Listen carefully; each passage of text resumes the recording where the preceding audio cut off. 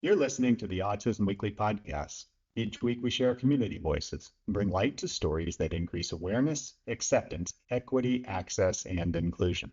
If you haven't already, subscribe to join the Autism Weekly family. I'm your host, Jeff Skibitsky.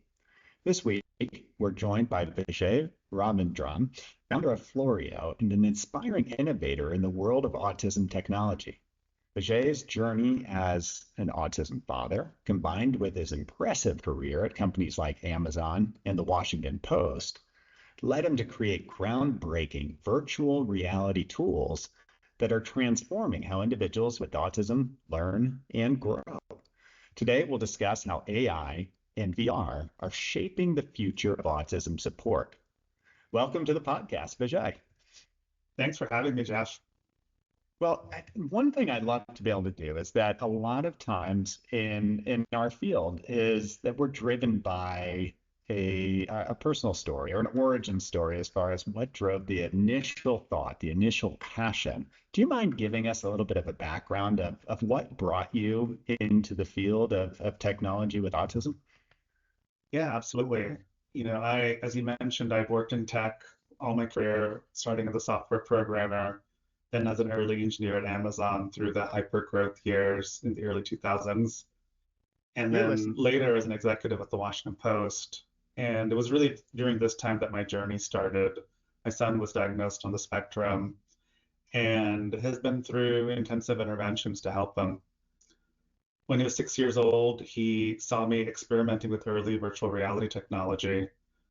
At this point, I had worked behind the scenes on the sale of the Washington Post to Jeff Bezos and had continued with the Graham family that had owned the Washington Post up till that sale, operating a couple of businesses. And in this period, I started exploring the idea that I really wanted to figure out as a next act how to give back to the community that I felt, really part of.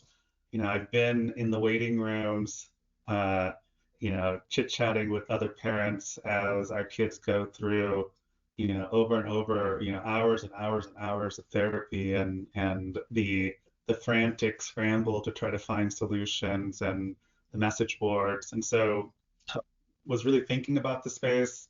And then this aha moment happened where my son requested to try out the VR headset. He spent time in VR, and it seemed to really spur some important developmental progress around pretend play. And that was the light bulb moment of whether virtual reality could be a new transformational medium for therapy. Florio started as a basement project. I put my own money into bringing in an engineer, 3D artist, started consulting with a developmental pediatrician and therapist to work on this initial concept that I started with a napkin design of, which was really predicated on this idea that VR could create immersive environments that create highly engaging opportunities to learn new skills. And then really the first thing I learned, experimenting with my son, was that I couldn't see what he was seeing, and that a critical piece of building something that could actually be used in the field was providing a mechanism so that a supervising adult can see what the child is seeing, puppeteer characters to create the social engagements that we're trying to teach on top of, and to be recording key data, knowing that, things like ABA therapy are data intensive and really require that component to be successfully implemented. And so all of those things came in to create that first version. So, you talk about immersive technology, and I guess the question just immediately comes out in my mind is that when you think of a lot of treatments for autism, it's adult driven. There's a lot of that engagement, adult to child. What are some of those key benefits of creating this immersive environment? What is it bringing about that you might not have in a traditional therapeutic environment? Yeah. So there's several things that are powerful about creating a fully immersive digital environment to teach skills with. One you referenced or touched on, which is that we can have the child practice skills with other child avatar characters that are at the age level using language that is age appropriate, and behaving in ways that are different than adults. And so that's really a big benefit. You can create a lot of diversity in those characters. So that's the other thing, is that, it's not just the therapists are adults, they're, overwhelmingly female adults. And so being able to create, boys, girls, you know, gender and racial uh, diversity can create an environment that in many ways is more lifelike. Mm-hmm. The other thing is that you can, in these environments, recreate scenarios that are impossible to do in a therapist office or in a special education classroom. So, the one classic example that really helps drive the point home is learning how to cross the street. That there's some fundamental skills to teach there. Look both ways, verify that the cars are coming to a stop, walk briskly across. You don't need to run, but you don't want to walk too slowly. That there's audio cues around the sounds that the button makes after you press it, when it's appropriate to walk, and that those things can't be replicated, and the consequence of getting it wrong in the real world can be severe. Mm-hmm. And so being able to teach that skill in a virtual environment, and having that child be comfortable to do in the real world, and having the adults be comfortable that the child has been able to demonstrate it virtually, is really powerful. No. I mean, and just with the ability, I would imagine, to be able to control the pace of learning, that has to give I mean, not only the child, but the teacher a leg up in being able to develop more skills. It's that you can tailor it, you can slow down, the progress. We do that with communication. But it's even more important with social skills. You need to contact success. And so what's the role of the teacher in your product as far as being able to control the curriculum, control the pace of teaching and responsiveness? Yeah. So the supervising adult, the coach, as we call it in our system, which can be a therapist, a teacher, a parent, they're using Florio and selecting the lessons. The first important piece, and this actually dovetails into hopefully a chance to talk about areas like AI that I'm very excited about, is you have to choose which lessons are appropriate for where the child is in this moment. And so knowing where they are, knowing what lesson could be of benefit. But then once you get into the lessons, there's several things we do to make it comfortable. One is that in the design of the lessons, that it's designed in a way that you can move as slowly or quickly as you need to based on the ability of the learner. And by that, at different points, the adult is cueing that next thing to happen after verifying that the child has successfully navigated a section of the immersive lesson. And that pacing can be controlled by the adult, which allows them to work with different support level children at different paces as appropriate. The second thing that we do is that in a number of the lessons, we can control the level of audio and visual distractions in the lesson. And so that can be powerful as well. So one of the things that we think helps a lot when you're trying to teach those skills early is to simplify the environment as much as possible so you can focus on the core skill, and then layer the distractions. So when you think about in traditional therapy, you might be in an office of a therapist, and there might be distracting things on the desk. The air conditioner might turn on and create a distracting noise.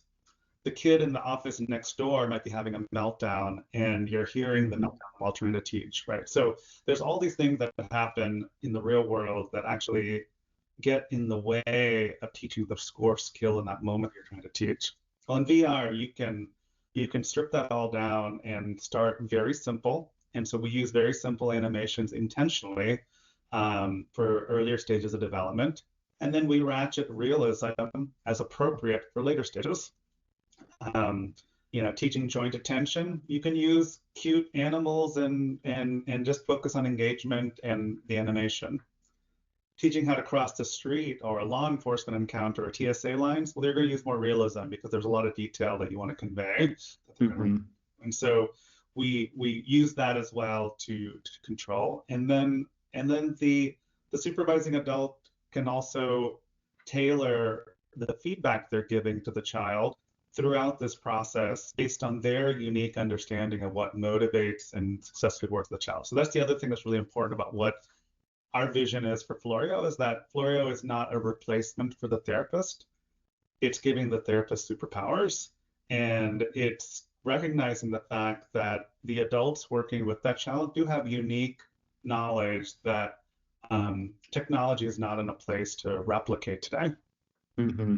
And I'd love to hear a little bit about the advisory team, or kind of the scientific background to, how you're developing these curriculums, who's helping to be able to bridge that gap. I mean, you talked about the benefit of generalizing some of these skills and being able to identify those salient stimuli in the environment, which means that you must have some clinicians that are helping to advise this process. Do you utilize the clinical staff to be able to support the technology as it's grown?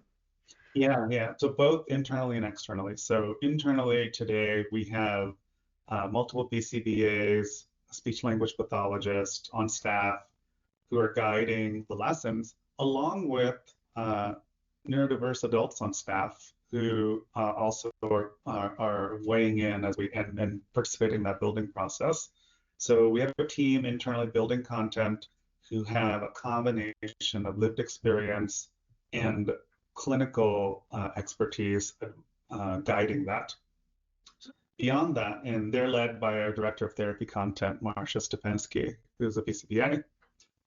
Beyond that, we have been leaning on the research capacity of both academic institutions and customers who have investments in the research component as well. And so, one of the early wins of the company was an NIH fast track grant with Children's Hospital of Philadelphia, which funded 4 years of research, including 2 randomized controlled trials. So it helped build an initial bed of research that is available on our website. We also partnered with the Special Education School in New Jersey's Celebrate the Children to run our first study on joint attention, which was published in the JMIR Pediatrics and Parenting. And then subsequent to that, more recently, we have worked with a number of organizations. In fact, it's quite flattering when we go to conferences like ABAI now, multiple organizations will be postering or doing talks on the Florio technology in the manners they research. So they've included organizations like Bancroft, Trumpet Blue Sprig, and more recently, we have been working with Center for Social Dynamics, Bierman, and then our significant research, which includes our FDA pivotal trials with Cortica. They were also the sites for our feasibility study that was used to submit for and receive FDA breakthrough device designation. And so they've all been very important. We also recently announced the formation of a scientific advisory board that is led by the chief clinical officer at Easter Seal Southern California, Dr. Paula Pompa-Craven. It includes 2 stellar independent advisors, Dr. Eldred Granger, who was Deputy Administrator of TRICARE on the board of Elevance today, and among others, and the head of research at Center for Social Dynamics. And so there's a great extended team. I think everyone wants to see not only the company succeed, but succeed the right way, that we're building products that move the needle, that we're in it to improve the lives of kids. And so that has to be kind of the start and end of what we do. Well, that's an amazing team that you built around to be able to empower the product. And I mean, so you started out with virtual reality in the autism industry at the nascent. And you just piqued my interest a second ago with the fact that now there's some AI involvement within the product. I'd love to hear what it is that AI is driving. Is it driving progression of your goals? Is it driving the actual curriculum and what you're seeing in the VR device? How does AI work within Florio? Yeah. So there's 3 areas of focus for AI. The first and kind of the easiest to get your head around is we're in the content business, we're creating content, and AI is creating opportunities to speed up the types of content we create, to simplify the process of adapting content to the types of life situations we're doing. And so, I think in the next 3 years, we're already using AI in some really important ways, such as around, voicing the characters and creating the environmental art, but that's going to rapidly expand over the next 3 years. And one of the areas that I think is particularly important is being able to, over time, further and further personalize the environments to meet the client's environments where they are. The second is that we have 5 years of data now on how therapists are choosing to use Florio with kids of different backgrounds for different skill goals. And we have trained an LLM on a large language model on those choices combined with knowledge of our 200 plus lessons and what those therapeutic goals are. The end result, which is available to all Florio customers, is a chat interface that allows you to type or cut and paste a parent testimonial or a snippet of a neuropsych and get not only a list of recommended lessons, but the why of why each lesson is appropriate to what was described, which is also handy, then can be adapted quickly in other note-taking type functions that the individual might be going through. We give you an instant path to save that as a lesson plan and apply that lesson plan to one or more of the kids on your caseload so that you can put it to flight immediately. All of this is done in a style, knowing the ABA model specifically, that to enable a BCBA to do that and hand it off to their RBTs, it might be implementing Florio on the field. And so that workflow is really important too. The third, and in my mind, by far the most exciting, is that we are developing conversational AI therapy in Florio. And so today there are 2 lessons available where we have characters, Jordan and Marcy, who are AI persona characters that are available for direct interaction with the child. So we use voice recognition in the VR headset, enabling the child to be able to speak to the character. The character is able to listen and respond with underlying goals in mind around building out conversation, advice on making friends. The characters can help with interviewing for jobs or working on different day-to-day tasks. And so they're able to go deep on subjects that the learner might be really interested in. Obviously, in our community, we have kids who often have extremely deep interests and quickly overwhelm the expertise of the therapists to have conversation around those. And so those are incredible opportunities to use AI to meet them where they are, engage them, but then be able to help them scaffold from there to broader skills around showing empathy and reciprocation and some of these key facets of what we think really help in development. That is an absolutely amazing step within the field and within the technology. I remember several years ago is that when you and I had spoken, this is like the one dream item that I had. And it's a concept that's hard to be able to teach because everything's so scripted when you're thinking about therapeutic models. And if you can take VR and make it so that it's more natural in that progression of language responses and having to kind of pivot and read body language to be able to understand nuance and intonation and everything like that. Those are high level skills that it's tough to find the right teaching environment for. So I applaud the fact that you all have gotten to that point where you're able to truly immerse that experience. Is the AI set up in a way where it's really complementary to the BCBA or to the teacher so that they should really be guiding the process still, but using that as a tool to kind of understand a natural progression and how to be able to advance things? So right now, it's built in the Florio model where there's an adult that's able to observe and provide live coaching to the child. There's room to evolve this to better incorporate. So one of the features, for instance, we're working on right now is that the interaction with the AI character is only done verbally. And so it can be confusing because for the coach or the BCBA to step in and possibly redirect the AI character, they have to talk to the AI character while the child is potentially talking to the AI character. So that can lead to some confusing interactions. What we're working on ways to create a back channel to the character so that in real time, the BCBA could type out a message saying, hey, can you guide the child this way? And the character will take that into account and apply it in real time as the child is having the conversation. So I think those are opportunities to embrace the fact that we do, in Florida, we believe that having a live adult present and participating is beneficial to the child rather than being self-directed. There will be opportunities in the future to create self-directed therapies that are effective and additive to the services that a child is receiving. But our focus right now is really on that, giving the therapist superpowers. And I mean, just when you say in the future, I feel like in technology, you blink and you're automatically into the future. So a lot of these things are probably on the horizon relatively soon to be able to kind of come out, would be my guess. But I am sure you have your own map on how to get there.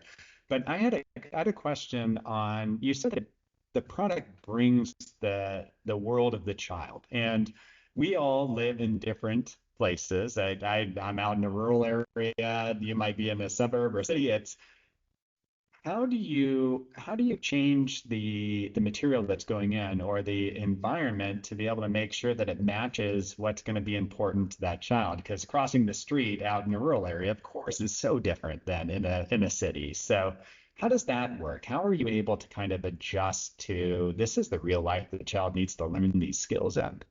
Yeah, this is an area where AI is going to help power a lot of the future content we develop. I mean, right now, when we're developing content, we are, taking on the costs of 3D artists and,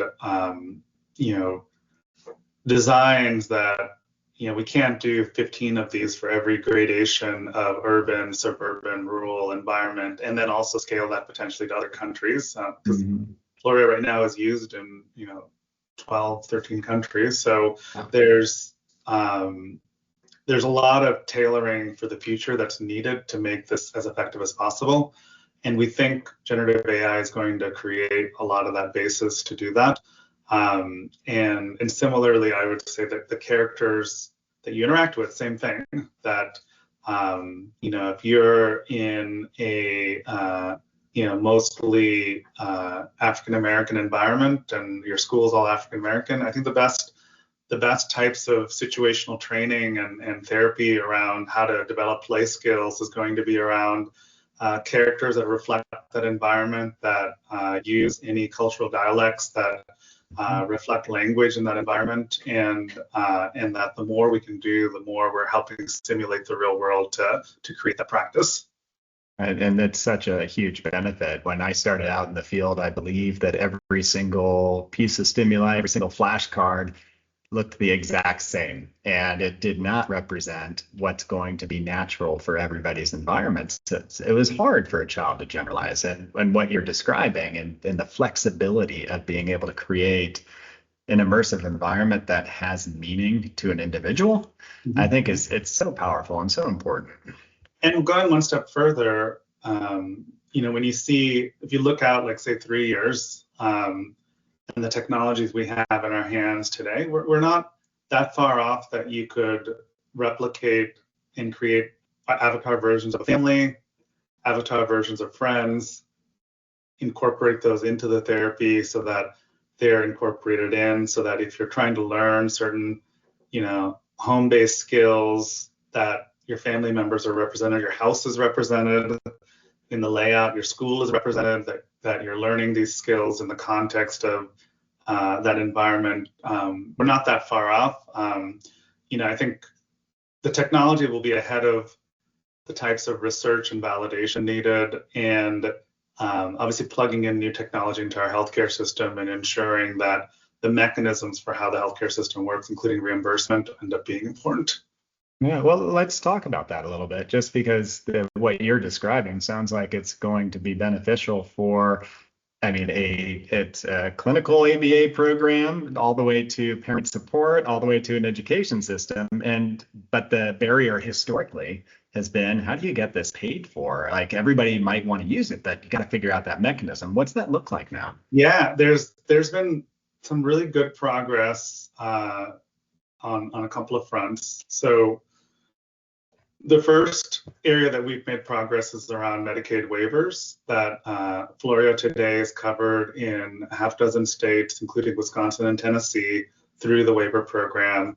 Um, in Wisconsin, through the Childhood Long-Term Services waiver, families can get the full system in the home covered with hardware, and then it's treated like a prescription order through a HCPCS code. Similarly, in Tennessee, there's self-directed waiver dollars through the MCOs and Medicaid that can be leveraged for Florio. And so we're looking to grow that. That creates a lot of parent access. It also creates more opportunities to supplement professional care with home-based approach. The big area that we've made a lot of progress on in the context of autism therapy clinics and ABA is around a CPT3 code that our little company 3 years ago presented to the American Medical Association as a model for how virtual reality could be seen as a practice expense and augment several parent therapy.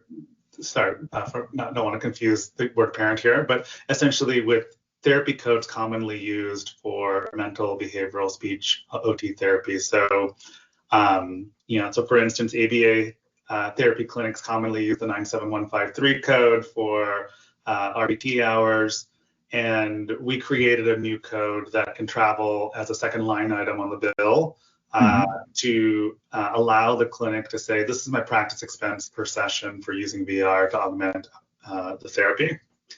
The good news is that in the last year, and we designed the code so that it could be used not just by Florio, but by other virtual reality products that touched speech therapy, occupational therapy, physical therapy.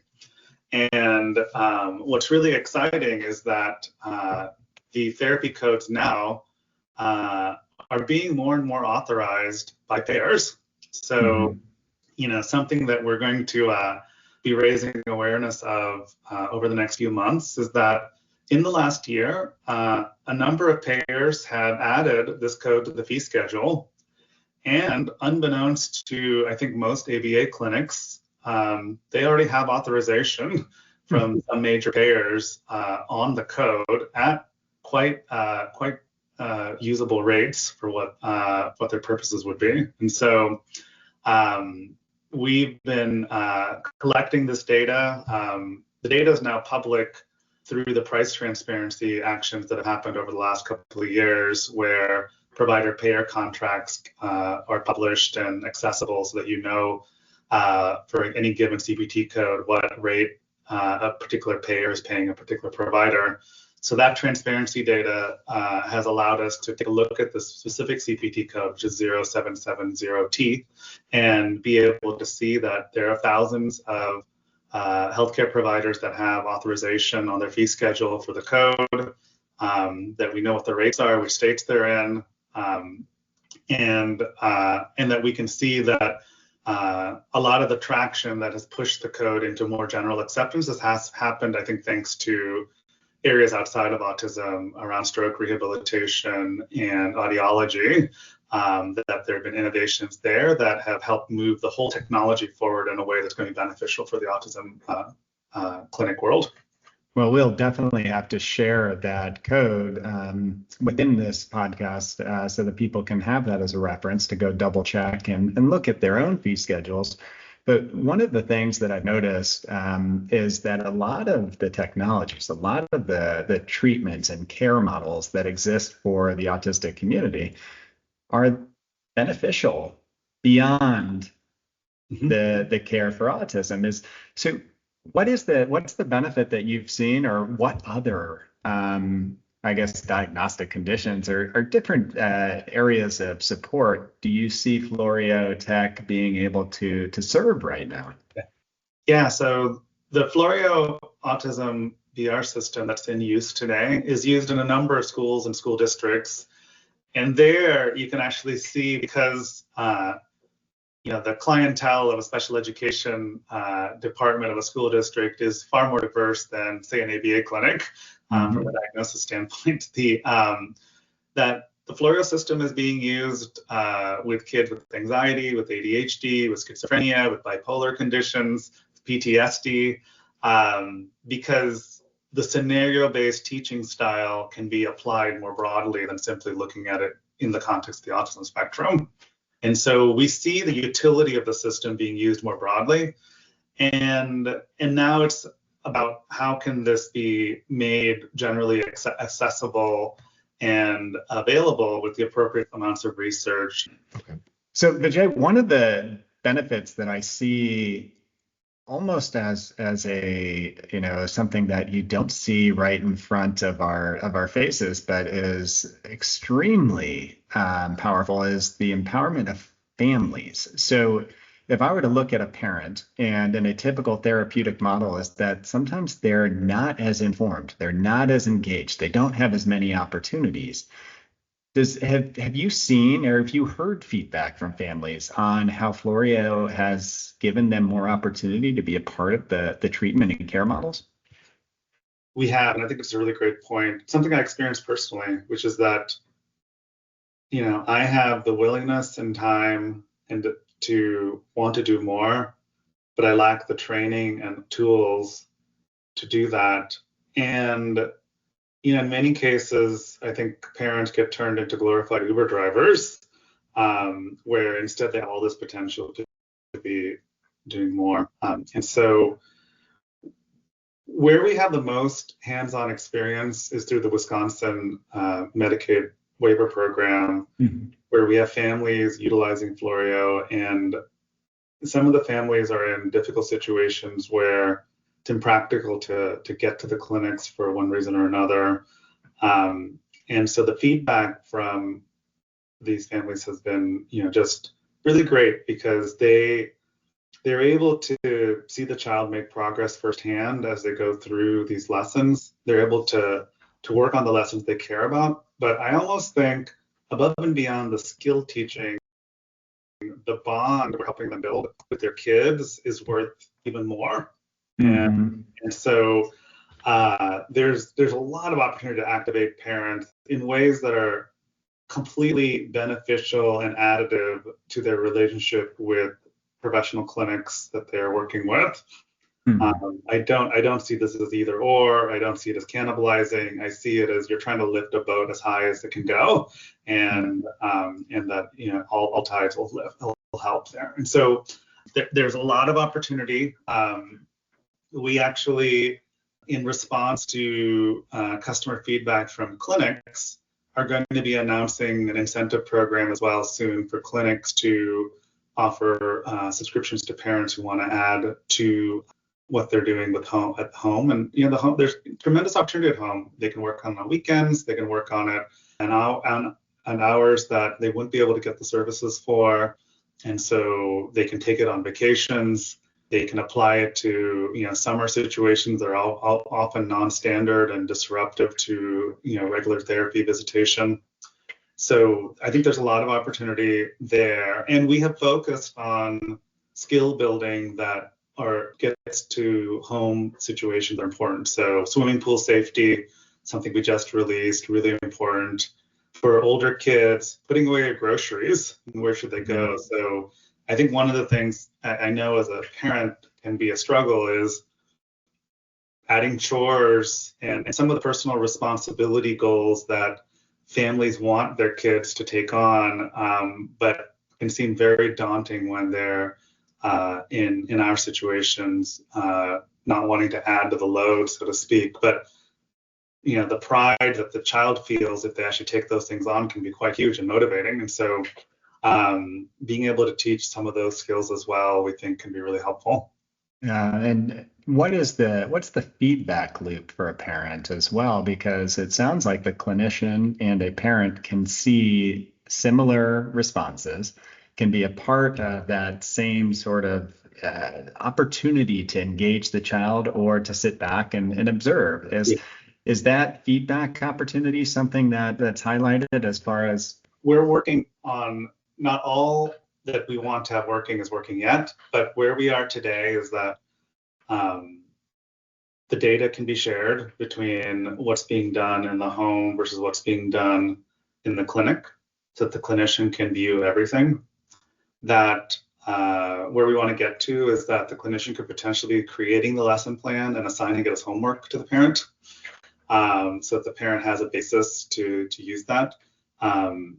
Parents have been the most responsive to the new AI chatbot features for recommending lessons, because they're the ones often who don't have a well-established curriculum they're leaning back on, or pedagogy that they're using in the way that professional clinics are. So, a parent can just ask, my child needs help in the following way, and have, the Florio AI respond and say, well, these are the 6 lessons you should try, and here's why. That's a really great capability that we've added. And so yeah, I think there's a lot of opportunity to create kind of that tandem of parent and professional sharing and lifting each other up. I think the next generation of that, because I think this is where, this such a complex environment, especially that we have, is that really you want the school district and the clinic and the parent to all be talking to each other in concert. And in many cases, there's multiple therapists involved, because a child might be getting speech OT and ABA and going to school, getting things through an IEP. The parent has time, right? So eventually where we should get to, and this shouldn't be limited to just where Florio and VR is being used, but more in general, is that, we need to be sharing all these things. Right now, we put so much on parents to be able to have to quarterback all this. Yeah. That's stressful. I mean, it's not asked for in many other healthcare environments, where it is the parent that's involved with being able to share every single clinical input, or in every educational input and every social input into the program. So, I mean, I've heard today the benefits of curriculum generation. I've heard the immersive environment benefits. I've heard that parents can get more empowered, more involved. I mean, the ability to be able to generalize things, everything it's so positive, but it does take some advocacy to say, I'd love to have this as part of my program. So where can the listeners learn more about Florio, get involved, or feel like, hey, you know what, here's the information to share to your school, to your clinic? Yeah, so if you go to FlorioVR.com, FLOREOVR.com, there's pathways for both families and for clinicians and educators to learn more about the product, be able to sign up, learn about the different equipment options that exist, and then we encourage to share the information with your professionals. It might be right for you as a family to want to try it out at home. It might be easier and more practical for you to guide a school or a clinic to check it out. We embrace both, all of those different opportunities, and we believe the product can be beneficial in all 3 settings.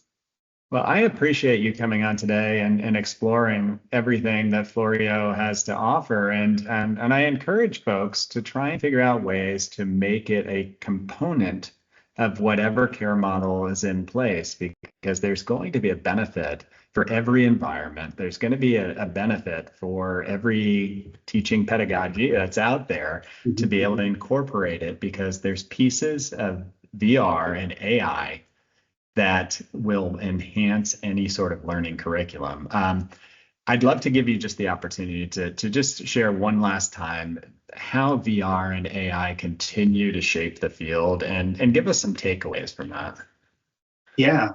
So what we see today is that there's significant investment in virtual and mixed reality technologies that are manifesting in new hardware like the Apple Vision Pro, the Meta Ray-Ban glasses, and a bunch of things in between, including the highly affordable MetaQuest 3S headset, which you can have for $300 essentially.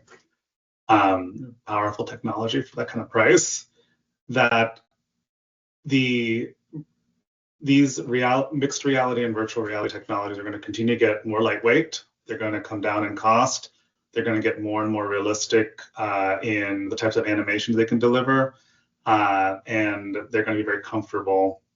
Meanwhile, what we see with AI is that with generative AI, we have at our hands the abilities to create rapidly new content, that we have the ability to provide, detailed advice that's personalized on how best to utilize, in our case, our growing lesson catalog of over 200 lessons and counting, that we can really fill in also the knowledge gaps of the adult that's working with the child around what's most appropriate and why.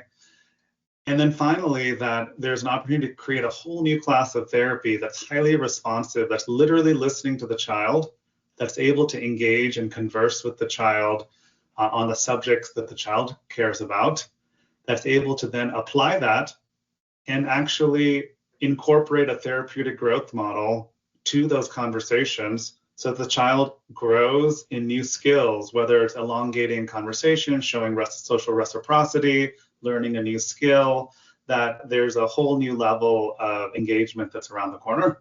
Mm-hmm. And each piece of that is only going to help support the growth of a child and the ability for them to be able to contribute in whatever way they want to contribute in the world around them, which is the goal. That's the goal of every parent. That's the goal of every clinician, and that's the goal of every individual. So thank you again, Vijay. I appreciate the time that you gave us today to be able to share your story. Thank you for the opportunity. Thank you for listening to Autism Weekly. We hope you tune back in next week to learn more about autism in the real world. Autism Weekly is now found on all the major listening apps, including Apple Podcasts, Stitcher, Spotify, Amazon Music, and more. Subscribe to be notified when we post a new podcast. Autism Weekly is produced by ABS Kids. ABS Kids is proud to provide diagnostic assessments and ABA therapy to children with developmental delays like autism spectrum disorder. You can learn more about ABS Kids and the Autism Weekly podcast by visiting abskids.com. Thanks for tuning in. See you again next week.